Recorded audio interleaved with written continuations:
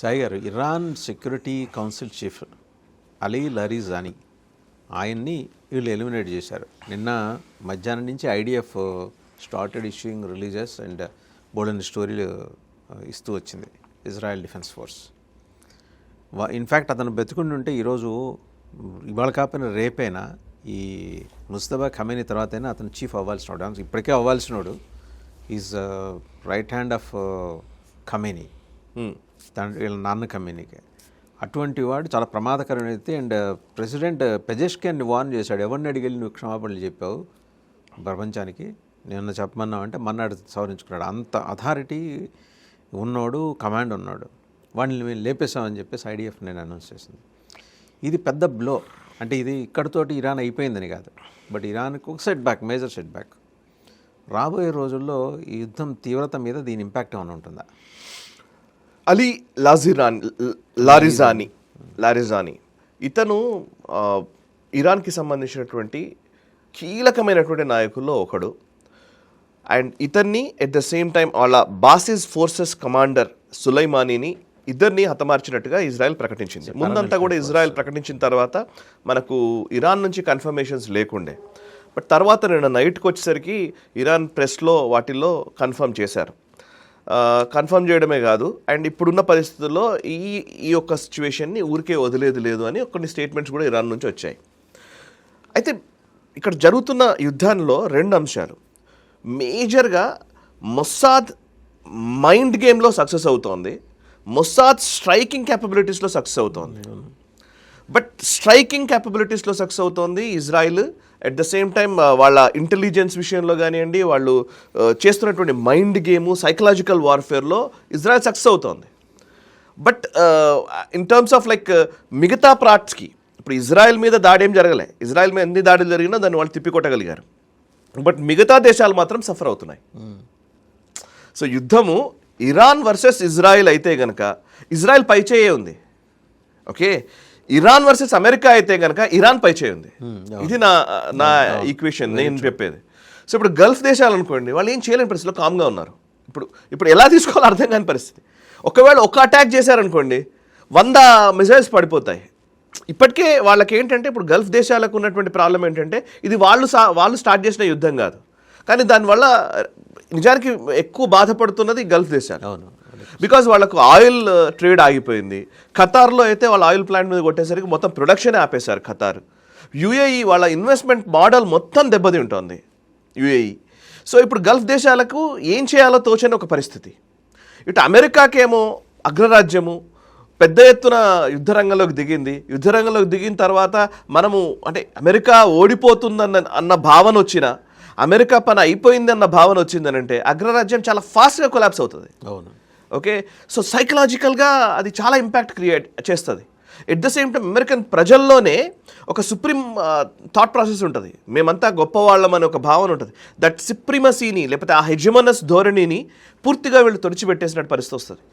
So అందుకే నేను అనేది ఇజ్రాయెల్ వర్సెస్ ఇరాన్ అన్నప్పుడేమో ఇజ్రాయెల్ పైచేయి సాధిస్తోంది, బట్ ఇరాన్ అమెరికా అనేసరికి మాత్రం ఇరానే పైచేయి కనిపిస్తుంది. మోరల్లీ వాళ్ళే గెలిచినట్టు కనబడుతుంది. ఇది ఇప్పుడు సిచ్యువేషన్. ఇప్పుడు ఇందులో అలీ లారిజానీ అతను ఎవరు అని అంటే కనుక మీరు ఇందాక అన్నారు అసలు యాక్చువల్లీ పెజెష్కియన్ తర్వాత ఈయన కావాల్సిన, పెజెష్కియన్ కంటే ముందే ఈయన కావాలి యాక్చువల్లీ. ఈయనది ఐఆర్జీసీ చీఫ్గా ఈ ఖమేనీ ముస్తఫా ఖమేనీ ప్లేస్లో కూడా రావాల్సినాడు. కానీ ఎందుకు ఈయన అవ్వలేదు అని అంటే ఈయన ఇస్లామిక్, నేను చదివాను ఆయన స్టోరీ చదివితే చాలా ఇంట్రెస్టింగ్గా ఉంది యాక్చువల్లీ. తను వెస్టర్న్ ఫిలాసఫీ చదివాడు. ఓకే, అండ్ ఇరాన్కి సంబంధించినటువంటి ఫిలాసఫీ వీటిని చదివాడు. వీటితో పాటు ఉన్నత చదువులు అభ్యసించాడు. అండ్ లారిజానీ కుటుంబము, ఆయనకు సంబంధించినటువంటి ఆయన కూతురు అమెరికాలో చదువుకుందంట, కాలిఫోర్నియాలో చదువుకుందంట. అండ్ చాలామంది ఆయన రిలేటివ్స్ వాళ్ళందరూ కూడా వెస్టర్న్ వరల్డ్లోనే చాలా చదువులు చదివారు. బ్రదర్స్ ఇద్దరు కూడా జుడిషియరీ హెడ్, వీళ్ళ బ్రదర్ జుడిషియరీ హెడ్. ఈ కుటుంబమే ఇరాన్కి సంబంధించినటువంటి కీలకమైనటువంటి వ్యవహారాల్లో ఇన్వాల్వ్ రిచ్ అండి, ఎకనామికల్లీ వెరీ రిచ్ ఆయన. ఎగ్జాక్ట్లీ.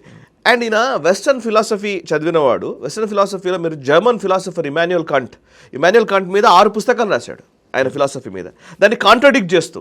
అంటే ఇరాన్ ధోరణిలో అండ్ షియా కల్చర్ని గురించి చెబుతూ అండ్ షియా అంశాలని అండ్ అటు ముఖ్యంగా ఇరానియన్ ఫిలాసఫీని అండ్ వెస్టర్న్ ఫిలాసఫీకి మధ్య ఒక సంవాదం క్రియేట్ అయ్యే విధంగా ఒక 6 పుస్తకాలు రాశాడు. సో ఈయన లెటర్ మ్యాన్ ఏదో అంటారట, విపరీతమైన లెటర్స్ రాస్తాడు, బాగా చదువుకున్నవాడు. సో ఒక రకంగా చెప్పాలంటే స్ట్రాటజీస్ తెలిసినవాడు. ఐఆర్జీసీ ఈరోజు ఈ స్థాయికి రాగలిగింది, ఇంత యుద్ధ సూత్రాలు వ్యూహాలు ఇవన్నీ తెలిసినవాడు. ఇవన్నీ ఉన్నాయి. కాకపోతే ఏంటంటే ఇస్లామిక్ పరంగా చూస్తే అంటే పర్టికులర్లీ ఆ మతానికి సంబంధించినటువంటి చదువుల్లో, ఆ మతానికి సంబంధించినటువంటి స్కాలర్లీ యాక్టివిటీస్లో ఆయన నిజానికి ఎక్కువ చదవకపోవడం వల్ల ఈయన కొంచెం ఉన్నత పదవులు రాలేకపోయినాయని ఒక దగ్గర ఆగిపోయాడు. వాళ్ళ దాంట్లో ఏంటంటే అయతుల్లా అనే ఒక అయతుల్లా అని అనడమే ఒక సుప్రీం అనమాట, మతానికి సంబంధించినటువంటి ఒక బిరుదు, అది పొజిషన్. అయతుల్లా కాలేకపోయాడు. సో అయతుల్లా అయిన వాడు మాత్రమే ఉండగలుగుతాడు, నిజానికి ఆ దేశాన్ని నడపగలడు. Because Islamic Republic of Iran కదా, వాళ్ళ కాన్స్టిట్యూషన్ ప్రకారమే supreme leader must be a scholar or Islamic scholar అయి ఉండాలి, పర్టికులర్లీ ఆ ఇరాన్కి సంబంధించి. సో అది చేయలేకపోవడం వల్ల జరిగింది. అండ్ ఇంకోటి బాసిస్ ఫోర్సెస్, వారి పారామిలిటరీ ఫోర్సెస్, ఇది బాసిస్ ఫోర్సెస్ కమాండర్ని సులైమాని చంపేశాడు. సో ఇక్కడ వరకు ఓకే. ఇందులో నేను ఇప్పుడు ఇందాక అన్నాను ముసాద్ మైండ్ గేమ్లో సక్సెస్ అవుతుందని. ఇందులో కొన్ని ఇంట్రెస్టింగ్ అంశాలు ఉన్నాయి. యాక్చువల్లీ మీరు వాళ్ళు అల్ ఖుద్స్ డే అని అంటారు. అల్ ఖుద్స్ డే అనేది ఏంటంటే ప్రతి సంవత్సరము రంజాన్ నెలలో చివరి శుక్రవారం, జుమా అంటారు కదా, చివరి శుక్రవారం నాడు ఈ ఇస్లామిక్ దేశాలన్నీ కూడా ఇజ్రాయెల్కి వ్యతిరేకంగా పాలస్తీనాకు అనుకూలంగా పాలస్తీనా అనే కాన్సెప్ట్ రావాలనే ఉద్దేశంతో అల్ ఖుద్స్ డే పరేడ్ నిర్వహిస్తారు, ఆల్మోస్ట్ ర్యాలీలు నిర్వహిస్తారు. మొన్న ఫ్రైడే రోజు వీళ్ళందరూ చేశారు ఇది, లాస్ట్ ఫ్రైడే. సో అంటే రంజాన్ ఈద్కి ముందు వచ్చేటువంటి ఫ్రైడే. సో ఆ మొన్న ఫ్రైడే అల్ ఖుద్స్ డే ర్యాలీ నిర్వహిస్తే అందులో ఈ అలీ లారిజానీ ఈయన పాల్గొన్నాడు. లారిజానీ పాల్గొన్నప్పుడు అంటే బేసికల్లీ మనము ఈ అటాక్ జరిగినప్పటి నుంచి కూడా, ఈవెన్ అయతుల్లా ఖమనైని చంపేసిన రోజు నుంచి కూడా అనేక మంది నాయకులు చనిపోయినా కూడా ఈ లారిజానీ మాత్రం రెగ్యులర్గా పబ్లిక్లో తిరుగుతున్నాడు. విజువల్స్ రెగ్యులర్గా కనబడుతున్నాయి. ఈయన అండ్ అరాక్చి ఇద్దరు మాత్రమే ప్రజల్లో తిరుగుతున్నది, మిగతా వాళ్ళందరూ అబ్స్కాండ్ అయిపోయారు, ఎక్కడ ఉన్నారో తెలియట్లేదు. Iranian minister Araghchi, foreign minister Araghchi and ఈయన ఇద్దరే ఎక్కువ కనబడుతున్నది స్క్రీన్ మీద, అక్కడ ఇక్కడ కనబడుతున్నది. బట్ అండ్ ఫారెన్ మినిస్టర్ అంటే పర్వాలేదు, డిప్లొమసీలో ఉంటాడు కాబట్టి ఆయన అన్ని దేశాలతో మాట్లాడడం వీటిల్లో ఉంటాడు కాబట్టి కనబడడం వేరు. కానీ బట్ ఈయన సెక్యూరిటీ చీఫ్, ఈయన సెక్యూరిటీ కౌన్సిల్ చీఫ్, ఈయన ఇట్లాంటి వాడు కనబడడం కష్టం. అండ్ ఈయన నెక్స్ట్ NSA కావాల్సిన వాడు, నేషనల్ సెక్యూరిటీ అడ్వైజర్, ఇంకేదో నెక్స్ట్ లెవెల్కి వెళ్లాల్సిన వాడు, ప్రెసిడెంట్గా మీరు అన్నట్టుగా ప్రెసిడెంట్ కావాల్సిన వాడు. ఇట్లాంటి వ్యక్తి బాగా ప్రజల్లో తిరుగుతున్నటువంటి వ్యక్తి ఉన్నప్పుడు మొసాద్ ఏం చేస్తూ వచ్చిందనంటే మైండ్ గేమ్ ఆడుతూ వచ్చింది. దీంట్లో ఏంటంటే డేవిడ్ కీస్ అని ఒక ఇజ్రాయెల్కి సంబంధించి గతంలో ప్రైమ్ మినిస్టర్కి అడ్వైజర్గా పనిచేసిన వాడు, ఆయన మొసాద్లో కీలక విభాగంలో పనిచేసినటువంటి వాడు డేవిడ్ కీస్ అని ఉంటాడు. అతను ట్విట్టర్లో చాలా యాక్టివ్గా ఉంటాడు, ఆయనకు చాలా సబ్స్క్రైబర్ బేస్ కూడా ఉంటుంది. సో తాను ఏం చేస్తాడంటే ప్రతిరోజు ఏదో ఒక ట్వీట్స్ చేస్తూ ఉంటాడు. బట్ ఈ పర్టికులర్ అలీ లారిజానీ ఏదైతే అల్ ఖుద్స్ డే రోజు ఒక ర్యాలీలో పాల్గొన్నాడో అందులో ఒక పిక్చర్ బయటకు వచ్చింది, ఆ ఫోటోలో వెనకాల ఉన్నటువంటి వ్యక్తిని రౌండప్ చేసి ఇతను మొసాద్ ఏజెంట్, సో ఇతను మొసాద్ ఏజెంట్, మాతో పనిచేసిన వాడు, ఇప్పుడు అక్కడ లేడు, ఇప్పుడు ఇజ్రాయెల్కి వచ్చాడు, నెక్స్ట్ వీక్ మీరు చాలా సీరియస్ థింగ్స్ చూడబోతున్నారు, నెక్స్ట్ వీక్ చాలా ఇంట్రెస్టింగ్గా ఉండబోతోంది అని చెప్పేసి ఒక ట్వీట్ చేశాడు. ఇది కరెక్ట్గా పోయిన శనివారం ఆ టైంలో చేశాడు. నాకు అప్పుడు చూసినప్పుడు అనిపించింది ఇది జస్ట్ ఊరికే వదిలేశాను, కానీ మళ్ళీ వాళ్ళ లారిజానీ చనిపోయాడని తెలిసిన వెంటనే నాకు అది గుర్తొచ్చింది. ఓపెన్ చేసి చూస్తే ఎస్ దట్ ఈస్ దేర్. నేను జస్ట్ ఆ ట్వీట్ చదువుతాను నేను మీకు. అని చెప్పింది ఏంటంటే, రాసింది ఏంటంటే Larijani is next, how do I know, because the guy circled in red Haba Bator is one of our top agents and happens to be my best friend.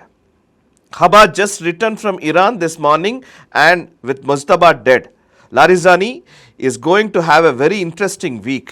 అని పెట్టాడు ట్వీట్. ఇది లాస్ట్ వీక్ పెట్టినటువంటి tweet. ఈ వారం Larijani చనిపోయాడు. So అంటే intelligence సరే ఇదంతా అయిపోయింది కదా, ఇప్పుడు ఇది నిజం కదా, మనం ఇది చూసిన వెంటనే దీనికి ఇమీడియట్గా మనం ఏం రియాక్ట్ అవుతామంటే డేవిడ్ కీస్ చెప్పాడు అంటే నిజంగానే అక్కడ మొసాద్ ఏజెంట్ ఉన్నాడు, అతని వల్లనే జరిగిందని. పాస్ట్ 2-3 days ఇలా అనేక ట్వీట్స్ చేశాడు ఆయన. ఎలాంటి ట్వీట్స్ అంటే ఆ పర్టికులర్లీ వెనుకున్నవాడు రౌండప్ చేసి పెట్టడం, అట్లాగే మళ్ళీ ఇంకొక రౌండ్ అప్ చేసి ఇంకొక ఇమేజ్ చూపించడం, నెక్స్ట్ వీడు ఇంకొకటి. సో ఇతను కూడా మొసాద్ ఏజెంట్ అనడం, ఎక్కడో పెజెష్కి అని మాట్లాడుతూ ఉంటాడు, ఆ పక్కన ఉన్నవాడు కూడా మొసాద్ ఏజెంటే అని చెప్పడం. సో అంటే ఇది ఒక్క డేవిడ్ కీస్ కాదు, ఇజ్రాయెల్లో ఉన్నటువంటి కీలకమైన మొసాద్ ఏజెంట్స్ చాలామంది ఏం చేస్తున్నారంటే, ఇరాన్లో మేము ఇన్ఫిల్ట్రేట్ చేశాం చాలామందిని, మొసాద్ ఏజెంట్స్ ఎక్కడి నుంచి ఎవడు ఎటు నుంచి ఎటువంటి సమాచారం చేస్తున్నాడో మీకు ఎవరికి తెలియదు అని ఒక మైండ్ గేమ్ ఆడుతున్నారు. సో దీంతో ఇప్పుడు ఇరాన్లో కూడా ఉన్న కీ లీడర్స్ అందరూ కూడా ఏమైపోతున్నారంటే, నేను ఇప్పుడు ఎవరితో మాట్లాడినా, ఎవరితో సమాచారం నేను షేర్ చేసుకున్నా, మొసాద్ ఏజెంట్ ఏమో అనే ఒక భయం వస్తుంది. సో భయంతో ఏమవుతుందంటే కమ్యూనికేషన్ వ్యవస్థలోనే, అంటే లీడర్షిప్లోనే ఒక అనుమానాలు రేకెత్తించే ప్రయత్నం అనమాట. ఒక లీడర్కి ఇంకో లీడర్కి మధ్య అనుమానం రేకెత్తించడం, ఒక లీడర్ డివిజన్ రావడం అన్నట్టు. సో అప్పుడు కలెక్టివ్ డిసిషన్స్ ఉండవు, ఎదుటివాడిని నమ్మలేకపోవడం అనే ఒక స్థితిని క్రియేట్ చేస్తున్నారు. ఇది మొసాద్ ఆడుతున్నారు, కాకపోయి ఉండొచ్చు. ఇప్పుడు దాన్ని ఎదుర్కోవడం కోసమే మీరు అబ్జర్వ్ చేస్తే పాస్ట్ 4-5 డేస్ నుంచి 6 డేస్ నుంచి మీరు చూస్తే నెతన్యాహు చనిపోయాడని ఇరాన్ కావాలని ఒకటి క్రియేట్ చేసింది. నిజంగా నెతన్యాహు చనిపోయాడని, ఆయనకు 6 వేళ్ళు ఉన్నాయని, 6 వేళ్ళు నిజమేనని ఇట్లా మాట్లాడుతున్నారు. సో ఇక్కడ గొడవ ఏంటంటే, నిజంగా నెతన్యాహు ఏదో స్టేట్మెంట్లు ఇస్తున్నాడు, మాట్లాడుతున్నాడు, అండ్ ఇరాన్కి సంబంధించినటువంటి వాళ్ళు whatever it may be చనిపోయాడు అని అంటే కనుక క్లెయిమ్ చేయగలగాలి, నిజంగానే ఆధారాలు చూపించగలగాలి.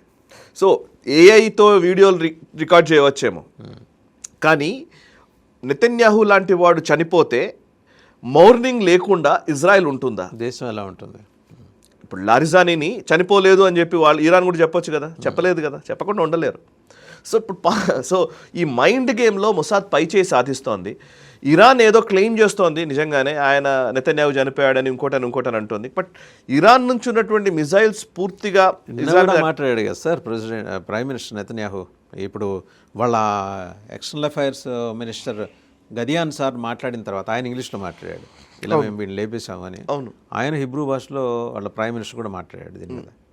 మరి చనిపోయిన నెతన్యాహు మళ్ళీ తిరిగి జన్మ తీసుకొని వెంబడే సూట్ వేసుకుని వచ్చడం. వాళ్ళు ఏం చేస్తున్నారంటే, వాళ్ళకు ఒక ఆధారం ఏం దొరికిందంటే, గ్రోక్లో ట్విట్టర్కి సంబంధించినటువంటి గ్రోక్ వాళ్ళ ఏఐ ఉంటుంది కదా టూల్, వాళ్ళు ఏం చేశారంటే, ఎవడో గ్రోక్లో పర్టికులర్లీ ఈ నెతన్యాహు కాఫీ తాగిన విజువల్ ఉంది కదా, ఒక దగ్గర వచ్చి, అంటే నెతన్యాహు చనిపోయాడు అని చెప్పినప్పుడు ఒక రెస్టారెంట్కి వచ్చి ఒక దగ్గర కాఫీ షాప్లో కాఫీ తాగుతూ ఆయన నా 5 వేళ్ళు ఉన్నాయని చూపిస్తాడు.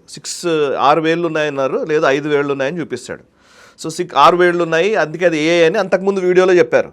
సో 5 ఉన్నాయి చూడండి అని చెప్పి చూపిస్తాడు కాఫీ షాప్లో. ఆ వీడియోని గ్రోక్లో ఎవరో పెట్టేసరికి గ్రోక్ ఏం చేసిందంటే, ఇది ఆర్టిఫిషియల్ ఇంటెలిజెన్స్తో చేసింది అని చెప్పేసి గ్రోక్ చెప్పింది. అది క్లెయిమ్ చేశారు, తర్వాత మళ్ళీ డిలీట్ అయిపోయింది.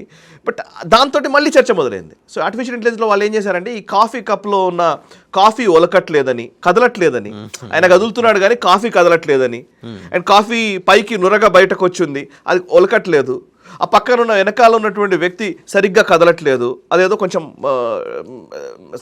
ఫిషీగా ఉంది, అనుమానాస్పదంగా ఉంది అన్నట్టుగా కొన్ని ఏవో ఆధారాలు చూపించి గ్రోక్ ఇది ఏఐతో రూపొందించినటువంటి వీడియోనే అని చెప్పింది అని చెప్పేసి ఒక వార్తా కథనం వచ్చింది.